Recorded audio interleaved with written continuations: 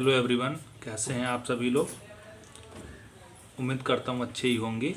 आज हम लोग क्लास 10th के लिए सेशन 2021 टू 22 के लिए क्लास 10th का टर्म 1 जो सैम्पल पेपर सीबीएसई ने रिलीज किया हुआ है मैथ स्टैंडर्ड का सॉल्व करेंगे। देखते हैं। सबसे पहले सेक्शन ए हमको करना है। क्या इसमें लिखा हो, section A consist of 20 questions of mark 1 each any 16 questions are to be attempted. मतलब कि सेक्शन ए में हमको क्वेश्चंस दिए गए, सभी क्वेश्चन 1 नंबर के हैं, ठीक है, और उसमें से हमको 16 क्वेश्चन अटेम्प्ट करने। क्लियर है। लेकिन हम आपको यहाँ पे सभी क्वेश्चन सॉल्व करके दिखाएंगे, बट पेपर में आपको सिर्फ 16 क्वेश्चन अटेम्प्ट करने होंगे। पहला क्वेश्चन क्या कह रहा है, फर्स्ट वाला क्वेश्चन का सोल्यूशन देखते हैं।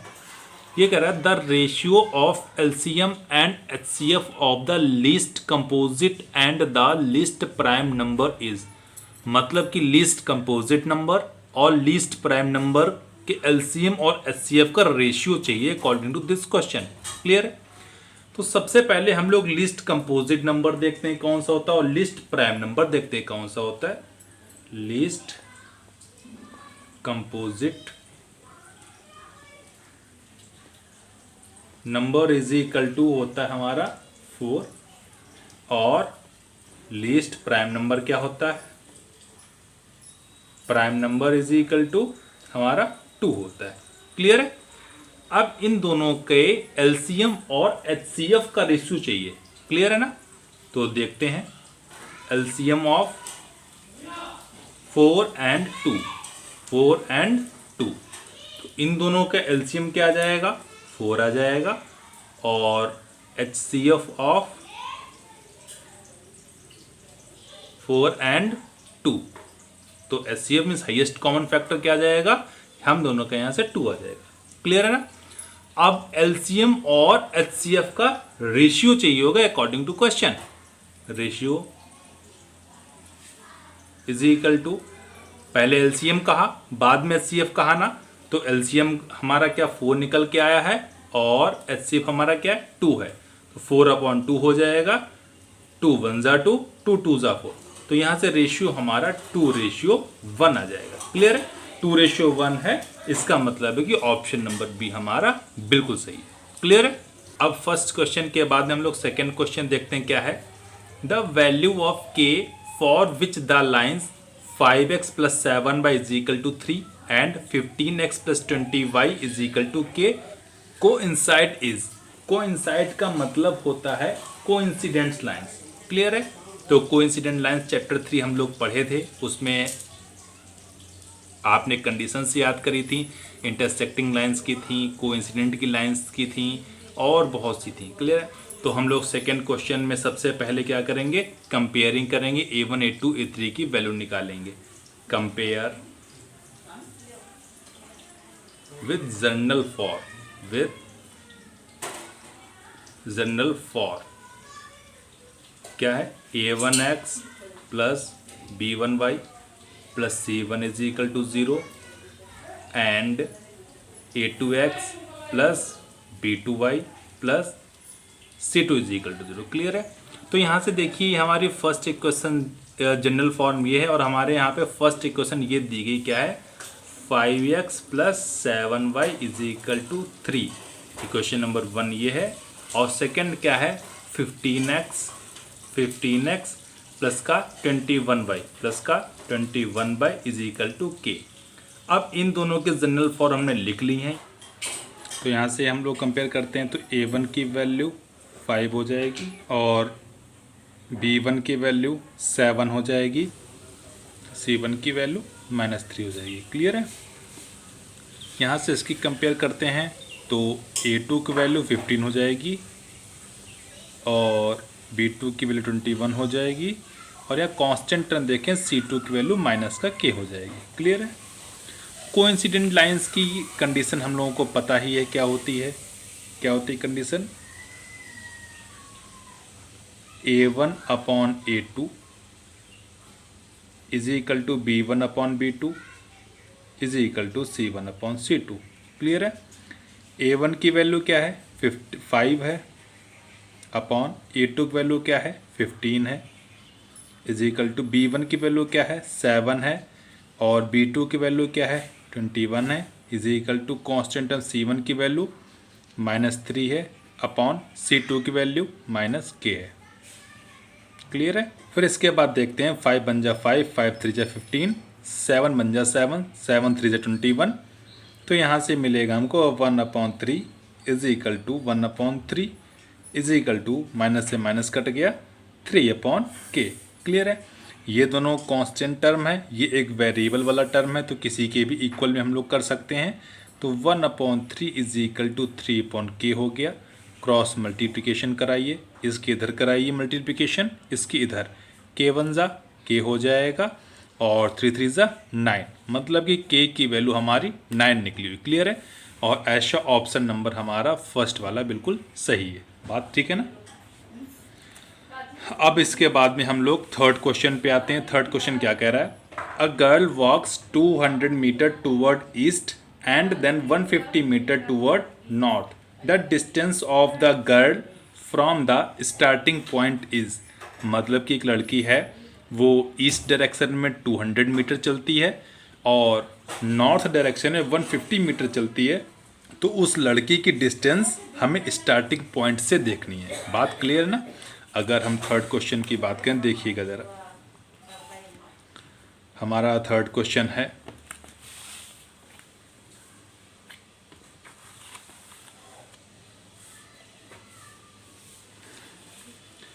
हम सबसे पहले डायरेक्शन बनाते हैं। क्या है, इस तरीके की डायरेक्शंस होती हैं। इधर ईस्ट होता है, इधर वेस्ट होता है, और इधर हमारा नॉर्थ होता है, इधर हमारा साउथ होता है। क्लियर है। ये हमारा ओरिजिन है। क्वेश्चन हमारा कह रहा है a girl walks 200 metre toward east, मतलब कि ईस्ट की तरफ 200 मीटर जाती है और नॉर्थ की तरफ 150 मीटर जाती है। देखिएगा, ये हमारा ईस्ट है, ईस्ट की तरफ 200 मीटर, मान लीजिए यहाँ से ये हमारा 200 मीटर हो गया। क्लियर है। फिर नॉर्थ की तरफ 150 मीटर जाती, नॉर्थ ऊपर है ना, ऊपर की तरफ ये हमारा 150 मीटर हो गया। फिर हमको ओरिजिन पॉइंट से, ओरिजिनल पॉइंट पे यही तो था गर्ल का, इससे ये डिस्टेंस हमको बतानी है। इस ट्रायंगल कुछ नाम दे दीजिए, ए हो गया, बी हो गया। ठीक है। बाई पाइथागोरस थ्योरम हम लोग देखते हैं। By Pythagoras theorem, Pythagoras theorem क्या होता है, हाइपोटेनस का square is equal to, hypotenuse क्या है, ओ ए का square is equal to perpendicular का स्क्वायर, मतलब कि ए बी का स्क्वायर प्लस का बेस का स्क्वायर, मतलब ओ बी का स्क्वायर। क्लियर है।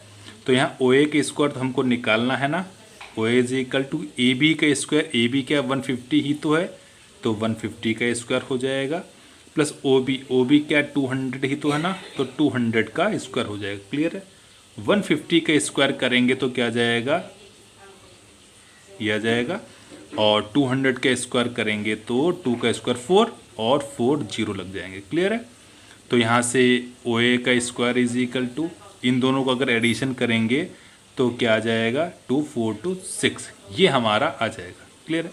अब इसका अगर हम स्क्वायर रूट निकालें तो ओ ए बराबर क्या आ जाएगा, स्क्वायर रूट ऑफ 62500, और इतना जो स्क्वायर होता है वो किसका होता है, 25 का होता है, और यहाँ से 00 है तो 1 0 बाहर आएगा, तो 250 मीटर हमारा आंसर आ गया। क्लियर है।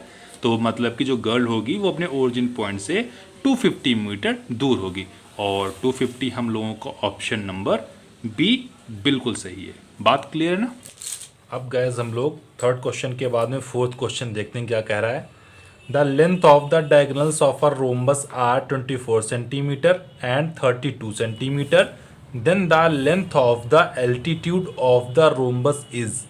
एक रोम्बस हमको दिया गया है। सबसे पहले हम लोग रोम्बस बनाते हैं।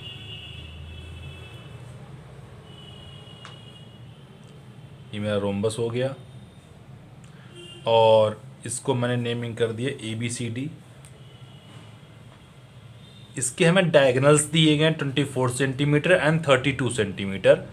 डायगोनल्स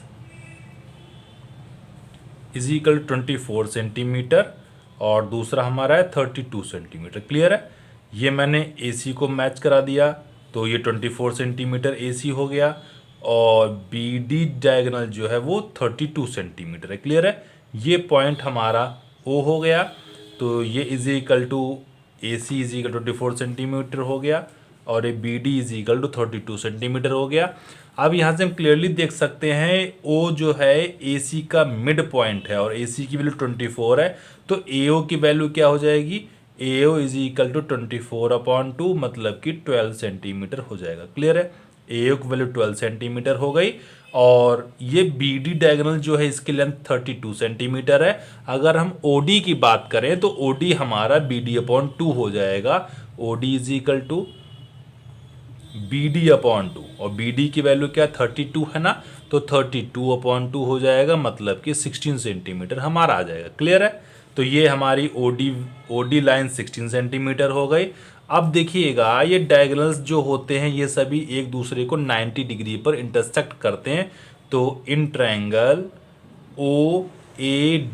OAD में क्या हम लोग पाइथागोरस थ्योरम अप्लाई कर सकते हैं ना थर्ड साइड जानने के लिए। तो बाय पाइथागोरस देखते हैं क्या होता है पाइथागोरस। हाइपोटेनस का square is equal to, hypotenuse क्या AD ही तो है ना, तो AD का square is equal to perpendicular का स्क्वायर मतलब OD का स्क्वायर प्लस का बेस का स्क्वायर, बेस मतलब AO का स्क्वायर और OD की वैल्यू 16 है, 16 का स्क्वायर 256 होता है, 256 होता है और 12 का स्क्वायर 144 होता है। ये AD स्क्वायर की वैल्यू निकल रही। क्लियर है। 256 में 144 को ऐड करेंगे, देखिए क्या आता है 6 और 4 10 का 0 कैरी 1, 5 और 9 1 10 का 0 कैरी 1, 2 और 1 3 1 4। तो ये AD स्क्वायर की जो वैल्यू आ रही है वो 400 है। अगर यहाँ से हम AD की वैल्यू निकालें तो रूट 400 हो जाएगा ना और रूट 400 की वैल्यू 20 सेंटीमीटर मतलब कि जो AD है ये हमारा 20 सेंटीमीटर आ चुका है। ये साइड हमारी AD 20 सेंटीमीटर आ चुकी। क्लियर है। अब यहाँ से हम क्लियरली देखते हैं area of rhombus. Area of rhombus क्या होता है 1/2 इंटू D1 इंटू D2 होता है। D1 D2 क्या है डायगोनल्स ही तो है। डायगोनल हमको एक डायगोनल 24 दिया गया दूसरा 32 दिया गया तो यहाँ से हम चेक करते हैं 1/2 इंटू D1 की वैल्यू 24 है इंटू D2 की वैल्यू 32 है। इसको डिवाइड करते हैं 2 1 जा 2 2 12 जा 24 होता है। अब 12 की 32 की मल्टीप्लिकेशन करते हैं, देखिएगा क्या आता है 12 2 जा 24 का 4 कैरी 2 हो जाता है, 12 3 जा 36 और 2 38 मतलब कि 384 सेंटीमीटर स्क्वायर ये हमारा इसका एरिया आ गया बाय डायगोनल। ठीक है। और अगर दूसरे तरीके से एरिया हम चाहें तो एरिया ऑफ रोम्बस क्या होता है बेस इंटू हाइट होता है। Area of rhombus again area of rhombus क्या होता है base into height is equal to base into height होता है। क्लियर है। तो एरिया रोम्बस हम लोग अभी 384 निकाल भी चुके हैं और यहाँ से बेस का मतलब है ये AD की वैल्यू, AD की वैल्यू हम लोग अभी 20 निकाल चुके हैं 20 इंटू हाइट हमको निकालनी है, हमने H लेट कर ली है तो H इज इक्वल टू 384/20 हो जाएगा। जब इसको हम लोग डिवाइड कर देंगे ये पॉइंट हटाइए डेसिमल एक डिजिट के पहले डेसिमल लगाइए 2 1 जा 2 2 19 जा 0.2 मतलब कि H की वैल्यू 19.2 सेंटीमीटर हमारी आ चुकी। यही हमारा रोम्बस का एल्टीट्यूड है। क्लियर है ना बस। अब यहाँ से देखते हैं कौन सा ऑप्शन नंबर हमारा बिल्कुल सही है। 5th क्वेश्चन पे आते हैं क्या कह रहा है 2 fair coins are tossed with the probabilities of getting at the most 1 head मतलब कि 2 कोइन टॉस किए गए उसमें से कम एक बार हेड आने की प्रोबेबिलिटी चाहिए। सबसे पहले टोटल नंबर ऑफ इवेंट देख लेते हैं, टोटल आउटकम्स कितने होते हैं। देखिए ऑल आउटकम्स मतलब कि टोटल आउटकम्स को हमने ऑल आउटकम्स लिख दिया है। 2 कॉइन हैं अगर दोनों एक बार टॉस किए गए तो हो सकता है दोनों में हेड ही आ जाए, फिर हो सकता है कि पहले कॉइन में हेड आए दूसरे कॉइन में टेल आ जाए, फिर ये भी हो सकता है कि पहले में टेल आ जाए दूसरे में हेड आ जाए, फिर एक बार ये भी हो सकता है कि दोनों में टेल आ जाए। क्लियर है। यही तो 4 पॉसिबिलिटीज हो सकते हैं जब 2 कॉइन्स टॉस किए जाएंगे। फिर इसने कहा है what is the probability of getting at the most one head, मतलब कि एक बार हेड होना ही चाहिए। तो ऐसी कितनी इवेंट हैं जिसमें हेड है? देखिए 1 2 3, 3 ही तो इवेंट है ना। तो हमारे प्रोबेबिलिटी पी ऑफ ई क्या बन जाएगा? 3/4। क्यों? अकरिंग इवेंट हमारी जो फेवरेबल इवेंट है वो 3 है और 4 क्या है? हमारी टोटल नंबर ऑफ इवेंट है। क्लियर है? 3/4 ऑप्शन नंबर हमारा ए बिल्कुल सही है। क्लियर है अगर? फिर इसके बाद में हम लोग 6th क्वेश्चन पे आते हैं। क्या कह रहा है? Triangle ABC similar triangle PQR. सबसे पहले इसको कंस्ट्रक्ट कर लेते हैं क्या। ये ट्रायंगल हमने एबीसी बना लिया हुआ है, ए बी सी। फिर इसके बाद में दूसरा एक ट्रायंगल हमारा क्वेश्चन कह रहा है पीक्यूआर है, पीक्यूआर हमने ये बना लिया हुआ है। क्लियर है? ये दोनों सिमिलर बता रहा है, मतलब कि ये ट्रायंगल दोनों सिमिलर हैं। If M and P N are altitudes of triangle ABC and triangle PQR, मतलब कि एबीसी का जो एल्टीट्यूड है वो क्या है? एम है, हमने इसको पॉइंट एम दे दिया। फिर ये जो ट्रायंगल पीक्यूआर का एल्टीट्यूड है वो पी एन है, हमने यहाँ पर इसको एन दे दिया। क्लियर है? तो फिर उसके बाद में पूछ रहा है और फिर एंड गिवन भी कुछ है हमको। गिवन क्या है? ए बी स्क्वायर अपॉन में P Q square is equal to 4/9 given है। क्लियर है? A B square upon P Q square is equal to 4 ratio है, रेशियो का मतलब ही अपॉन होता है। Then A M ratio P N, तो A M upon P N पूछ रहा है। A M upon P N हमको फाइंड करके दिखाना है। बात क्लियर है ना? जो गिवन है वहां से देखिए, अगर हम यहाँ से स्क्वायर रूट ले लें तो क्या आ जाएगा? ए बी अपॉन में P Q is equal to root में 4/9 हो जाएगा, नहीं हो जाएगा? हो जाएगा ना। तो यहाँ से हम क्लियरली देख सकते हैं कि ए बी अपॉन में पी क्यू का जो रेशियो आएगा 2:3 हो जाएगा। क्लियर है? 2:3 हो जाएगा। बात ठीक है ना? अब देखिए ये और ये ट्रायंगल हमको सिमिलर दिए गए हैं, तो गिवन क्या है हमको? Triangle A B C similar है ट्रायंगल पी क्यू आर के। क्लियर है? तो इसके बाद हम लोग देखते हैं ए बी अपॉन में P Q, A B upon में P Q is equal to A M upon में P N, A M upon P N हो जाएगा। क्लियर है? ए बी की वैल्यू 2 दे रखी है, अपॉन में पी क्यू की वैल्यू 3 दे रखी है, या सीधे डायरेक्टली हम ये कह सकते हैं A B upon P Q का ratio, A B upon P Q ratio क्या है? 2/3 है, is equal to A M upon P N हो जाएगा। बात क्लियर है ना? तो यहाँ से A M upon P N का जो रेशियो आया हुआ 2:3 निकला, और 2:3 इसमें कौन सा? ऑप्शन नंबर डी हमारा बिल्कुल सही है। क्लियर है ना? बस अब इसके बाद में हम लोग 7th क्वेश्चन देखते हैं क्या कह रहा है। 7th क्वेश्चन में हमारा है 2 sin square beta minus cos square beta is equal to 2 है। देन बीटा मतलब कि 2 sin square beta minus cos square beta is equal to 2 given है, तो हमें बीटा की वैल्यू चाहिए। क्लियर है? अब देखिए हम लोग चैप्टर नंबर जब ट्रिग्नोमेट्री पढ़ रहे थे तो हमने एक रिलेशन पढ़ा था, एक आइडेंटिटी पढ़ी थी। क्या थी वो? Sine square theta plus cos square theta is equal to 1। ये हम लोगों ने रिलेशन पढ़ा था कि नहीं पढ़ा था? Sine square theta plus cos square theta is equal to 1, where theta जो था यहाँ पे वो एंगल्स था, चाहे बीटा रख दीजिए, चाहे अल्फा रख दीजिए, चाहे गामा रख दीजिए, वो हमारा एंगल का ही वर्क करेगा। क्लियर है?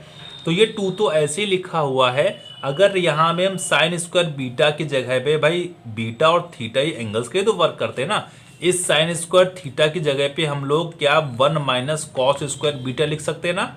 तो 1 माइनस कॉस स्क्वायर बीटा हमने लिख दिया, और आगे माइनस का cos square beta as it is लिखा था, इज इक्वल टू 2 ऐसे चल रहा था। अंदर जरा मल्टीप्लीकेशन कराइए, 2 1 जा 2, माइनस का 2 कॉस स्क्वायर बीटा हो जाएगा, 2 कॉस स्क्वायर बीटा माइनस का कॉस स्क्वायर बीटा ऑलरेडी है, इज इक्वल टू 2 हो गया।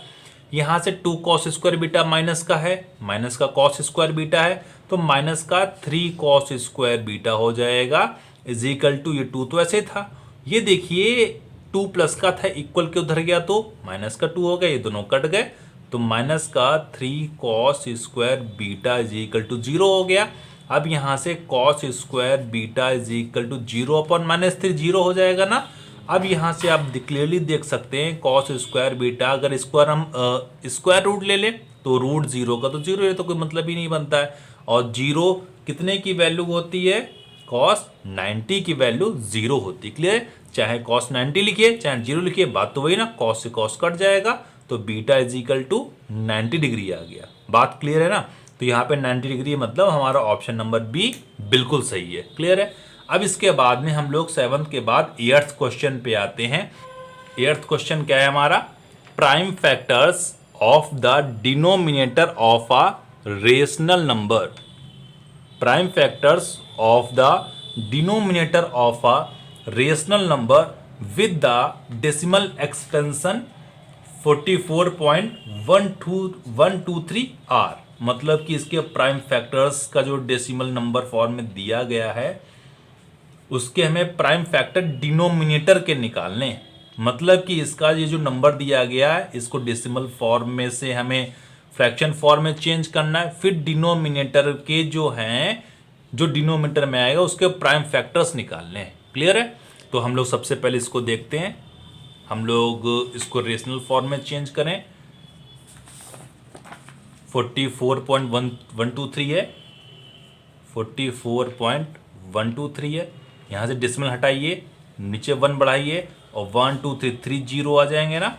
अब यहाँ से हम देख सकते हैं डायरेक्टली ये जो 1000 लिखा हुआ है 1000 को हम लोग 10 की पावर 3 लिख सकते हैं ना। फिर इसके बाद में 44123 न्यूमरेटर में ऐसे लिखा हुआ है। 10 का क्यूब का मतलब क्या है, 5 × 2 का होल क्यूब हो गया। क्लियर है। अब इसके बाद में हम लोग क्लियर देख सकते हैं कि जो डिनोमिनेटर था उसमें 5 और 2 ही का तो पेयर बनना ना, 5 और 2 के ही तो फैक्टर्स बनने, दोनों प्राइम नंबर्स हैं, तो 5 और 2 का हमारा ऑप्शन नंबर सी बिल्कुल सही है। क्लियर है। अब इसके बाद में हम लोग 8th के बाद में 9th पे आते हैं। 9th हमारा क्या कह रहा है, द लाइन्स x बराबर a एंड y बराबर b आर। मतलब कि x is equal to a हमको लाइन गिवन है और y is equal to b line given है। तो ये कौन सी लाइन्स होंगी, इंटरसेक्टिंग होगी या पैरेलल होगी या ओवरलैपिंग होगी या फिर नन ऑफ दीज होंगी। तो यहाँ से हम क्लियर देखते हैं, हमको x is equal to a given था और y is equal to b given था। तो हमें ये पूछ रहा है ये दोनों लाइन्स इंटरसेक्टिंग होंगी या ओवरलैपिंग होंगी या कुछ भी नहीं होंगी। जितनी भी lines x is equal to होती हैं वो y एक्सिस के पैरेलल होती हैं। ये हमने x एक्सिस और y एक्सिस बना लिया हुआ है। जितनी भी lines x is equal to होती हैं वो y एक्सिस के पैरेलल होती हैं। ये हमने x is equal to a line create कर ली। और y इज इक्वल टू जितनी भी लाइन्स होती हैं वो y एक्सिस के पैरेलल होती हैं, हमने y एक्सिस के parallel. y is equal to वो x एक्सिस के पैरेलल होती हैं, x एक्सिस के पैरेलल हमने क्रिएट कर ली। ये लाइन क्या है, y is equal to b। अब आप क्लियर देख सकते हैं ये लाइन और ये लाइन सिर्फ एक ही जगह पर क्या कर रही, इंटरसेक्ट कर रही है। क्लियर है ना। तो इसका हमारा जो आंसर हो जाएगा वो फर्स्ट ए, मतलब कि इंटरसेक्टिंग लाइन सही है। ठीक है ना। अब इसके बाद में हम लोग 10th क्वेश्चन पे आते हैं। क्या कह रहा है, the distance of point a -5,6 from the origin is. देखते हैं डिस्टेंस फार्मूला, हमारा कोऑर्डिनेट क्या दिया गया, a इज इक्वल टू -5,6 है और ओरिजिन जो होता है हमने उसको b ले लिया, ओरिजिन 0,0 होता है। ठीक है। डिस्टेंस हमारे 5 लिखा हुआ है। डिस्टेंस फार्मूला क्या होता है, अंडर रूट में x2 माइनस x1 का होल स्क्वायर प्लस का y2 माइनस y1 का होल स्क्वायर। क्लियर है। ये रूट टोटल होता है, ये x1 होता है, ये y1 होता है, ये x2 होता है और ये y2 होता है। बात क्लियर है ना। तो यहाँ से हम डायरेक्टली देख सकते हैं x2 की वैल्यू 0 है, माइनस x1 की वैल्यू -5 है ना, तो प्लस का 5 यहाँ हो जाएगा का होल स्क्वायर है, प्लस y2 की वैल्यू 0 है, माइनस y1 की वैल्यू 6 है का होल स्क्वायर। अब इसके बाद में हम लोग देख सकते हैं 0 + 5 का होल स्क्वायर, तो 0 + 5 5 ही रहेगा ना, 5 का होल स्क्वायर 25 हो जाएगा, प्लस 0 - 6 रहेगा, -6 का स्क्वायर 36 हो जाता है। क्लियर है ना। अब यहाँ से 25 है प्लस का 36 है, इन दोनों को जब हम ऐड कर देंगे तो क्या आ जाएगा, रोड में 61। ये रोड में 61 यूनिट हमारी डिस्टेंस हो जाएगी और रोड में 61 यूनिट हमारा ऑप्शन नंबर डी बिल्कुल सही है। क्लियर है ना। अब इसके बाद में हम लोग गैस 11th क्वेश्चन देखते हैं। 11th क्वेश्चन क्या है। 11th क्वेश्चन ये है, if a² = 23/25 then a is. यहां से 11 देखते हैं, यहां इतने में हम लोग देख लेते हैं। 11th a² = क्या है, 23/25 है, तो a = यहां से अगर स्क्वायर रूट ले लें तो इधर क्या लग जाएगा, इधर रूट लग जाएगा, 23/25 हो जाएगा, तो a = √23/5, यही तो आएगा ना। 5 तो रेशनल हो गया, बट 23 जो है वो इर्रेशनल हमारा चला गया। ठीक है, और जब इर्रेशनल कोई भी नंबर होता है, इर्रेशनल को रेशनल से डिवाइड करिए, हमेशा इर्रेशनल ही नंबर मिलेगा, मतलब कि ऑप्शन नंबर बी हमारा बिल्कुल सही है। क्लियर है ना बॉयज। अब गैस हम लोग 11th क्वेश्चन के बाद 12th क्वेश्चन देखते हैं क्या है। If LCM of x, 18 = 36 and HCF of x, 18 = 2 then x is. मतलब कि x और 18 दो नंबर दिए गए हैं, उनका एलसीएम हमारा 36 है और HCF हमारा 2 है, तो उसमें से एक नंबर जो x मिस है वो नंबर पूछ रहा है। क्लियर है। तो एक हम लोग फार्मूला पढ़े थे, क्या था, LCM into HCF is equal to product of two numbers. Clear है। एलसीएम की वैल्यू 36 दे रखी है, इंटू HCF की वैल्यू 2 दे रखी है, is equal product of two number क्या है, x फर्स्ट नंबर है, सेकेंड नंबर हमारा 18 है, तो x इंटू 18 हो जाएगा। तो क्लियरली आप देख सकते हैं यहाँ से अगर 18 से डिवाइड करें, 18 2 ज़ा 36 हो जाएगा, 2 2 ज़ा 4, तो 4 इज इक्वल टू x हो जाएगा, मतलब कि x की वैल्यू 4 आएगी। कौन सा ऑप्शन है हमारा, ऑप्शन नंबर सी बिल्कुल सही है। क्लियर है ना। फिर इसके बाद में हम लोग 13th क्वेश्चन देखते हैं। 13th क्वेश्चन क्या है, in triangle ABC right angled at B if tan A is equal to √3 then cos A cos C minus sin A sin C। इसकी वैल्यू हमको फाइंड करनी है। देखिएगा अकॉर्डिंग टू क्वेश्चन हम लोग डायग्राम बनाते हैं। 13th क्वेश्चन है, in triangle ABC right angled at B। ये ट्रायंगल ABC मैंने बना लिया, इसने राइट एंगल मतलब कि 90 डिग्री B पे दे दिया। A भी आप चाहे A और C चाहे जहां आप लिट कर लिए, हमने A B C हो गया। ठीक है। tan A is equal to √3 हमको गिवन है। tan A का मतलब यही तो है, गिवन हमको क्या है, tan A is equal to √3। अब √3 जो है वैल्यू tan में कितने की होती है, tan 60 डिग्री की होती है। यहाँ से अगर tan से tan चला गया तो A की वैल्यू 60 डिग्री आ जाएगी। क्लियर है। ये एंगल हमारा 60 डिग्री हो गया, एंगल भी राइट एंगल था 90, ये हो गया। तीनों एंगल्स का एडिशन 180 होता है कि नहीं होता है, ये 90 हो गया, ये 60 हो गया, तो ये 30 बच गया। अब यहाँ से अकॉर्डिंग टू क्वेश्चन देखते हैं ATQ। ATQ का मतलब अकॉर्डिंग टू क्वेश्चन क्या है, cos A है, cos C minus sin A sin C की वैल्यू हमको चाहिए है। देखिएगा जरा, cos A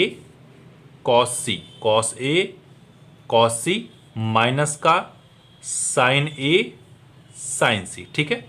cos A की वैल्यू, A का मतलब क्या, एंगल A से है, एंगल A की वैल्यू 60 डिग्री है, तो cos A की जगह cos 60 डिग्री हो जाएगा, इंटू cos C का मतलब 30 डिग्री है, तो यहाँ पे cos 30 डिग्री हो जाएगा, माइनस का sin A का मतलब 60 डिग्री से है, तो यहाँ से sin 60 डिग्री हो जाएगा, इंटू sin C का मतलब 30 डिग्री से है, तो यहाँ पे sin 30 डिग्री हो जाएगा।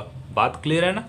आप यहाँ से डायरेक्टली देख सकते हैं cos 60 की वैल्यू 1/2 होती है और cos 30 की वैल्यू √3/2 होती है, माइनस का sin 60 की वैल्यू √3/2 होती है, इनटू sin 30 की वैल्यू 1/2 होती है। ये 1 की मल्टीप्लिकेशन √3 के साथ करेंगे √3 आएगा, √3 अपॉन में 2 2 ज़ा 4, माइनस का √3 बन जा √3 हो गया, अपॉन 2 2 ज़ा 4, प्लस का टर्म माइनस का टर्म कट के 0 हो गया ना। 0 हमारा कौन सा ऑप्शन है? ऑप्शन नंबर बी हमारा बिल्कुल सही है। क्लियर है ना बस। अब इसके बाद में 13 के बाद में 14th क्वेश्चन पे आते हैं। 14th क्वेश्चन क्या है देखते हैं हम लोग। 14th क्वेश्चन,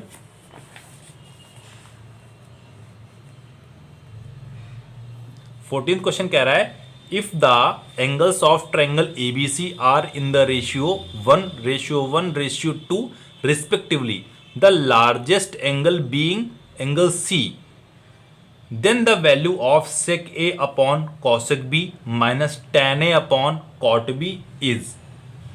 तो ये ट्रिग्नोमेट्री से रिलेशन रखता है क्वेश्चन। तो यहां से हम सबसे पहले ट्रायंगल ABC क्रिएट करते हैं। ये हमारा ट्रायंगल ABC होगा, A, B और C। हमको इनके एंगल्स का रेशियो गिवन है 1:1:2। तो यहाँ से A:B:C is equal to 1:1:2 given है। क्लियर है। मतलब कि यहाँ से अगर रेशियो से हम दूर करें तो एंगल A की वैल्यू क्या आ जाएगी? 1 की आ जाएगी। क्यों? रेशियो से जब कोई वैल्यू टूटती है तो कोई न्यू वेरिएबल के साथ आती है। एंगल B की वैल्यू भी 1K हो जाएगी और एंगल C की वैल्यू क्या हो जाएगी? 2K हो जाएगी। आप 1K लिखिए या सिर्फ K लिख दीजिए, बात वही है। क्लियर है। तो यहाँ से हमने K लिख दीजिए, वही बात है। एंगल B की वैल्यू भी K है और एंगल C की वैल्यू हमारी क्या है? 2K हो गई। ठीक है ना। अब यहाँ से बाई एंगल सम प्रॉपर्टी देखते हैं। By angle sum property, by angle sum property इन तीनों का एडिशन 180 होगा। K plus K plus 2K is equal to 180 degree हो गया। K और K 2K हो गया, 2K और 2K कितना हो गया? 4K हो गया। तो 4K is equal to 180 degree हो गया। अगर यहाँ से हम K की वैल्यू निकालें, K is equal to 180 degree upon में 4 हो जाएगा। क्लियर है। K इज इक्वल टू 4 बन जा 4, 4 4 जा 16, 4 5 जा 20। K is equal to 45 degree आ गया। जब 45 डिग्री आ गया तो यहाँ से एक हम न्यू ट्रायंगल क्रिएट करते हैं, क्योंकि राइट एंगल हमको लग रहा है। यहाँ से हमने C दे दिया, ये B दे दिया, ये A दे दिया। यहाँ पे A का K था ना, K एंगल था, K की वैल्यू 45 है तो ये भी 45 हो गया। एंगल B भी K था तो ये भी 45 हो गया। और एंगल C 2K था, 45 2 जा 90, मतलब कि ये 90 राइट एंगल ट्रायंगल बन गया। अब हम क्वेश्चन में देखते हैं, हमसे पूछा क्या गया? सेक ए अपॉन में कॉसेक बी माइनस का tan A अपॉन कॉट बी, माइनस का tan A अपॉन में कॉट बी हमसे पूछा गया। ठीक है ना। अगर हम टी रेशियोज की बात करें तो क्या होता है? पाकिस्तान भूखा प्यासा अपॉन में हिंदुस्तान हरा भरा। ठीक है ना। तो यहाँ से पहला वाला रेशियो किसका होता है? साइन का होता है, फिर कॉस का होता है, फिर टैन का होता है। तो ऐसे ही सेक के लिए बात करें तो हाइपोटेनस अपॉन बेस हो जाएगा ना। हाइपोटेनस लॉन्गेस्ट साइड होती है। तो ए एंगल ए की बात कर रहा है, इसकी बात कर रहा है, इसके सामने ये परपेंडिकुलर होता है, ये बेस होता है और ये वाली हाइपोटेनस। तो सेक ए के लिए हाइपोटेनस अपॉन बेस होगी, तो हाइपोटेनस क्या हमारी? ए बी है। तो यहाँ से हम देख सकते हैं ए बी अपॉन में हाइपोटेनस अपॉन बेस, बेस क्या होगा? ए सी होगा। ठीक है ना। टोटल अपॉन में कॉसेक बी है ना, कॉसेक बी क्या होगा? हाइपोटेनस अपॉन परपेंडिकुलर होगा। तो एंगल बी की बात ये कर रहा है, हाइपोटेनस क्या है? ए बी है और हमारा परपेंडिकुलर क्या बन जाएगा? ए सी बन जाएगा। क्यों? एंगल बी के सामने ए सी हमारा परपेंडिकुलर है, तो यहाँ पे अपॉन में ए सी हो गया। क्लियर है। माइनस का tan ए, एंगल ए यही तो है ना, tan ए के लिए परपेंडिकुलर अपॉन बेस होता है, तो ए के सामने यही तो परपेंडिकुलर बी सी बनेगी ना, तो परपेंडिकुलर अपॉन बेस, बेस क्या है हमारा ए सी है। क्लियर है। टोटल अपॉन में कॉट बी, कॉट बी क्या होता है बेस अपॉन परपेंडिकुलर होता है। बेस के लिए जब बी एंगल लेंगे तो बेस हमारा बी सी बनेगा, तो बी सी अपॉन में हमारा परपेंडिकुलर ए सी हो जाएगा। क्लियर है। अब यहाँ से अगर हम डायरेक्टली देखें तो ए बी अपॉन तो ए सी ऐसे रहेगा, A B upon A C into ये रेसिप्रोकल हो जाएगा, ए सी अपॉन ए बी बना देगा, माइनस का ये B C upon A C already ऐसे ही है, इंटू ये रेसिप्रोकल होगा तो ए सी अपॉन बी सी बना देगा। ये प्लस का टर्म ये माइनस का टर्म पूरा पूरा कट गया, हमारा आंसर क्या आया 0 आ गया। क्लियर है ना। बस अब यहाँ से हम ऑप्शन देखते हैं, हमारा 0 कहीं पे है, हमारा ऑप्शन नंबर ए बिल्कुल सही है। क्लियर है ना। बस इतनी बात समझ गए। अब हम लोग 14 क्वेश्चन के बाद में 15 क्वेश्चन पे आते हैं। The number of revolutions made by a circular wheel of radius 0.5 metre in rolling a distance of 176 metre. मतलब कि एक सर्कुलर व्हील है, पहिया है, जो जिसकी रेडियस 0.7 मीटर है और वो कितना रोल करता है 176 मीटर रोल कर जाता है। तो उसका नंबर ऑफ रिवोल्यूशन हमें फाइंड करना, कितने नंबर ऑफ रिवोल्यूशन, कितने उसने राउंड किए। ठीक है। तो 15 के लिए गाइस एक फार्मूला बिल्कुल याद कर लीजिए, नंबर ऑफ रिवोल्यूशन का होता है, number of revolution is equal to क्या होता है, टोटल डिस्टेंस अपॉन 2πr। हमेशा आप याद रखिएगा जहां नंबर ऑफ रिवोल्यूशन की बात आती है तो यही आप फार्मूला अप्लाई करिएगा।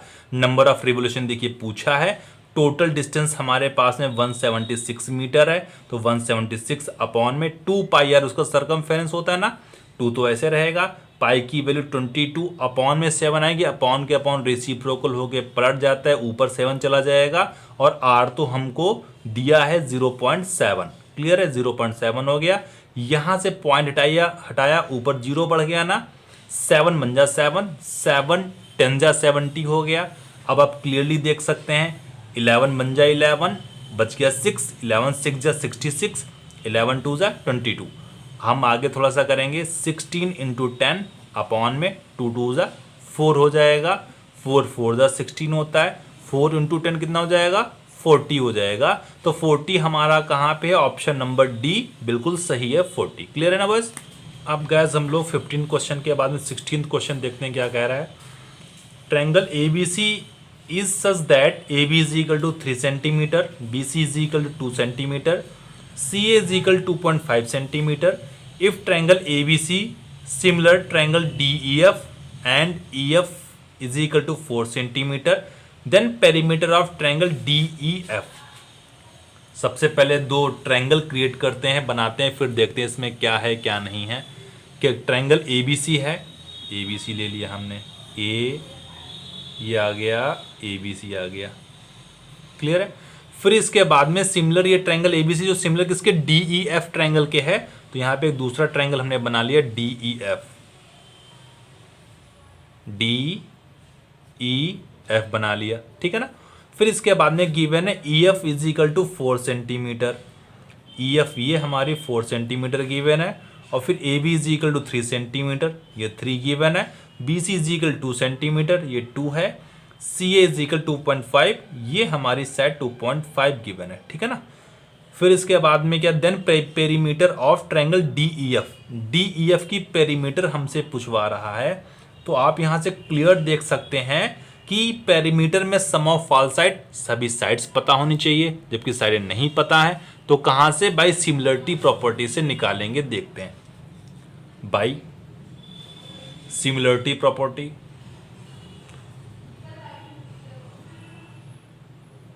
क्या होगा, ए बी अपॉन में D E, A B upon में D is equal to B C upon में E F, B C upon में E F is equal to C A upon में F D, C A upon में F D हो जाएगा। ठीक है। सबकी वैल्यूज पुट करते हैं, ए बी की वैल्यू हमारी 3 दे रखी है, अपॉन में डी ई की वैल्यू हमको नहीं पता है, डी ऐसे रखी है, is equal to B C की वैल्यू हमारी 2 है, अपॉन में ई एफ की वैल्यू हमारी 4 है, इज इक्वल टू CA की वैल्यू हमारी 2.5 है और FD की वैल्यू भी हमको नहीं पता है, ठीक है ना। 2 1 जा 2, 2 2 जा 4, ये वैल्यू भी इस कांस्टेंट टर्म के बराबर है, ये वैल्यू भी इस कांस्टेंट टर्म के बराबर है, तो इनको अलग अलग हम लोग बराबर कर सकते हैं। 3/DE इज इक्वल टू 1/2 है और ये 1/2 इज इक्वल टू 2.5 अपॉन में FD हो जाएगा ना। क्यों? क्योंकि ये तीनों एक दूसरे के बराबर है बाय सिमिलरिटी प्रॉपर्टी से, इसीलिए मैंने अलग अलग भी बराबर कर दिया।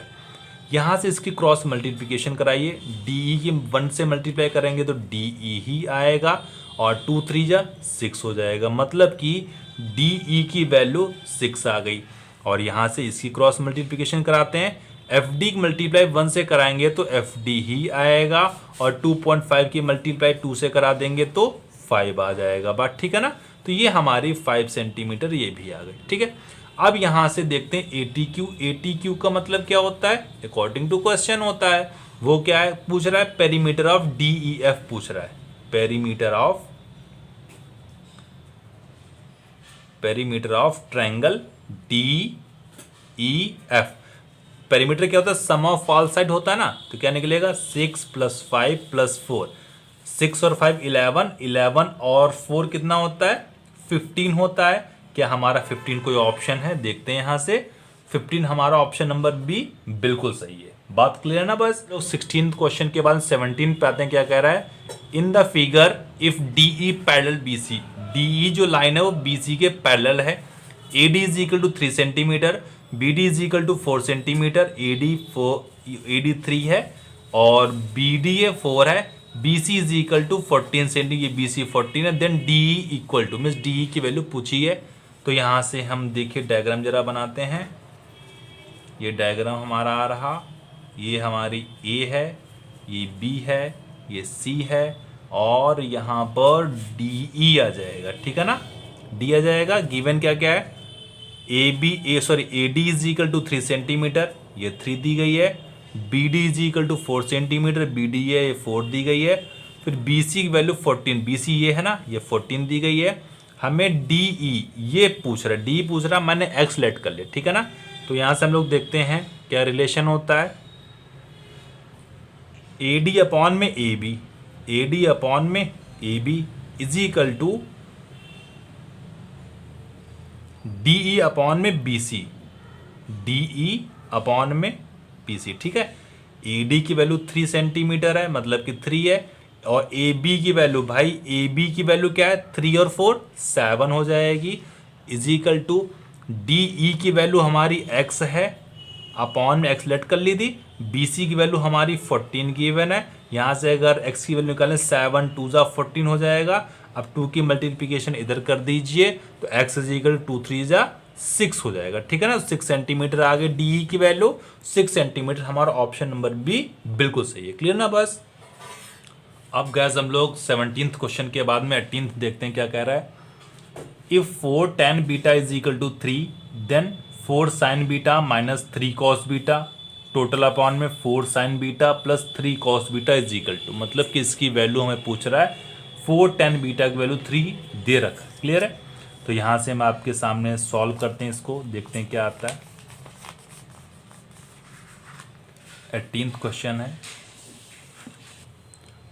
4 tan beta is equal to 3 given है। अगर यहाँ से हम tan बीटा की वैल्यू निकालें तो क्या 3.4 हो जाएगा ना, ठीक है। और जितनी भी टिक्नोमेट्री होती है वो राइट एंगल ट्रायंगल के लिए ही एप्लीकेबल है। तो हम यहाँ राइट एंगल ट्रायंगल बना लिए। ये मैंने A दे दिया, B दे दिया, C दे दिया और बीटा है तो मैंने इस एंगल को बीटा दे दिया। और tan theta is equal to perpendicular upon base होता है, ये परपेंडिकुलर 3 BC 3 बन जाएगा और AC बेस 4 बन जाएगा। इसमें हम पाइथागोरस अप्लाई करेंगे तो AB की वैल्यू हमारी 5 निकल जाएगी, ठीक है ना। अब अकॉर्डिंग टू क्वेश्चन हम लोग देखते हैं क्या चाहिए। 4 sin beta minus 3 cos beta upon में 4 sin beta plus 3 cos beta हमको चाहिए, ठीक है ना। भाई टी रेशियो से देखने, पाकिस्तान भूखा प्यासा अपॉन में हिंदुस्तान हरा भरा, ठीक है। साइन बीटा, साइन के लिए परपेंडिकुलर अपॉन हाइपोटेनस होता है ना, बीटा तो यही है। परपेंडिकुलर 3 है और हाइपोटेनस 5 है, तो 4 इंटू 3/5 बन जाएगा ना। अब इसके बाद में minus 3 cos beta, 3 into cos beta, cos के लिए रेशियो बेस अपॉन हाइपोटेनस होता है ना, बेस ये 4 है और हाइपोटेनस 5 है, तो 4/5 हो जाएगा। टोटल अपॉन में 4 साइन बीटा है, 4 इंटू साइन बीटा की वैल्यू 3.5 अभी हम निकाल चुके हैं, प्लस का 3 इंटू कॉस बीटा की वैल्यू 4/5 अभी निकाल चुके हैं। बात क्लियर है ना। अब आप देख सकते हैं 4 3 12/5 आ जाएगा, माइनस का 4 3 12/5 आ जाएगा, टोटल अपॉन में 4 3 12/5 और प्लस का 3 4 12/5। प्लस का टर्म माइनस का टर्म जीरो हो गया ना, जीरो अपॉन में ये कुछ भी हो, जीरो के अपॉन में कुछ भी आप लिखें सब जीरो ही हो जाता है, ठीक है ना। तो इसकी वैल्यू हमारी क्या आई, 0 आई। 0 हमारा कौन सा ऑप्शन है, ऑप्शन नंबर ए हमारा बिल्कुल सही है। बात क्लियर ना बस। अब गैस हम लोग 18th क्वेश्चन के बाद 19th पे आते हैं। One equation of the pair of dependent linear equations is -5x + 7y = 2। The second equation can be, मतलब कि डिपेंडेंट लीनियर इक्वेशन एक ये है, दूसरा उसका पेयर हमको मतलब कि दूसरी इक्वेशन चाहिए, ठीक है ना। सबसे पहले डिपेंडेंट का मतलब समझते हैं क्या है। डिपेंडेंट का मतलब होता है को इंसिडेंट लाइंस, और को इंसिडेंट के लिए कंडीशन क्या होती है, A1/A2 = B1/B2 = C1/C2, ठीक है। जो हमारी फर्स्ट इक्वेशन दी गई वो क्या है, -5x + 7y = 2 है। अगर इसकी कंपेयर A1x + B1y + C1 = 0 से करा दी जाए तो A1 की वैल्यू क्या निकलेगी, -5 निकलेगी, B1 की वैल्यू 7 निकलेगी और C1 की वैल्यू -2 निकलेगी, ठीक है ना। इसमें सभी वैल्यूज पुट करते हैं। A1 की वैल्यू -5/A2 हो जाएगा, B1 की वैल्यू 7/B2 हो जाएगा, C1 की वैल्यू -2/C2 हो जाएगा। बात क्लियर है ना। According to this condition A1/A2 का रेशियो, B1/B2 का रेशियो और C1/C2 का रेशियो सबका रेशियो इक्वल होना चाहिए, ठीक है ना। तो यहाँ से हम क्लियरली देख सकते हैं ऑप्शन नंबर हमारा जो डी है, डी क्या है, 10x - 14y = -4 है ना। ऑप्शन नंबर जो डी है वो बिल्कुल इस कंडीशन को सेटिस्फाई कर रहा है, ठीक है। अब जो कोई भी इक्वेशन अगर इस कंडीशन को सेटिस्फाई कर रही है तो वही उसका दूसरा पेयर होगा। बात क्लियर है ना बस। अब इसके बाद में हम लोग 20th क्वेश्चन पे आते हैं। 20th क्वेश्चन क्या है, 20th क्वेश्चन ये कह रहा है a letter of English alphabet is chosen at random, what is the probability that it is at a letter of the word mathematics. English alphabet से मैथमेटिक वर्ड चूज किया गया, इसकी प्रोबेबिलिटी हमसे पूछ रहा है। तो टोटल इवेंट कितनी हो जाएंगी भाई, जितने अल्फ़ाबेट में नंबर होते हैं वही टोटल इवेंट होंगी। टोटल इवेंट कितनी होंगी, 26 होंगी, ठीक है। और पॉसिबल इवेंट कितने, जो मैथमेटिक लेटर में जो जितने भी लेटर्स आए हुए हैं वो वो पॉसिबल इवेंट्स में चले जाएंगे। 1 2 3 4 5, M डुअल आया तो नहीं काउंट होगा, A डुअल आया नहीं काउंट होगा, T डुअल आया नहीं काउंट होगा, 6 7 8, तो पॉसिबल इवेंट हमारी 8 हो गई। तो यहाँ से हमारा फार्मूला क्या होता है, probability of event is equal to possible event upon total number of event, मतलब कि 8/26 हो जाएगा। इसको 2 से डिवाइड करते हैं, 2 4 = 8, 2 1 = 2, 2 3 = 6, मतलब कि 4/13 आंसर आया। 4/13 किस में है, ऑप्शन नंबर ए हमारा बिल्कुल सही है। क्लियर ना बस। लाइक सब्सक्राइब कमेंट करना ना भूलिए।